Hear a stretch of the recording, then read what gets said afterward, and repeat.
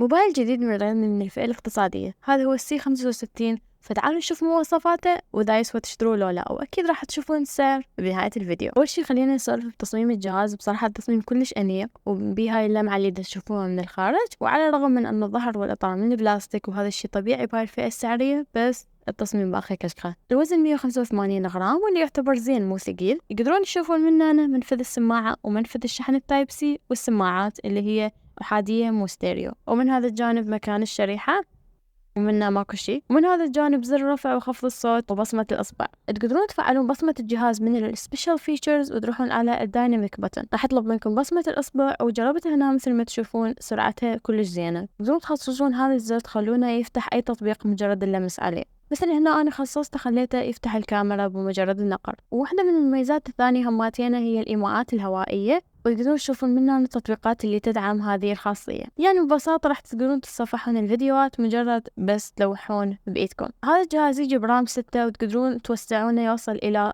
12، والستورج 128، وأكو نسخ تجي ب 256. البطارية 5000 ملي أمبير، والجهاز يجي وياه شاحن 45 واط. خلينا نجي لأداء الكاميرا. مثل ما تشوفون هاي الكاميرا الخلفية دقتها 50 ميجا بكسل، صورت بها البطوطة الحلوة. أكو مشكلة بسيطة بالفيديو بأنه أي ارتجاج يصير بإيدكم راح يبين بالفيديو. وهاي الإعدادات اللي يدعم الفيديو للأسف ما يدعم 60 فريم، وهاي الإعدادات اللي تدعم الصورة. ومثل ما تشوفون هاي تفاصيل الصورة بالكاميرا الخلفية بعد الزوم. وهاي تفاصيل الكاميرا الأمامية 8 ميجا بكسل. اكتبوا لي شنو رأيكم بيها بالتعليقات، أنا شفتها كلش متواضعة. ومثل ما تشوفون الجهاز تقدرون تركبوا له شريحتين اتصال مقاس نانو، ويدعم شبكات اتصال الجيل الرابع والثالث. وتقدرون تركبوا له كارت ميموري منفذ منفصل حتى تزيدون مساحة التخزين. والجهاز يجي بخاصية الاي اي بوست، اللي هي تقدر تسرع أداء الجهاز باستخدام الذكاء الاصطناعي. وهنا اكو مثل ما تشوفون الجيم بوست، اللي هي انت تقدر تسرع أداء الجهاز بالألعاب أو تسوي الإعدادات اللي انت تناسبك.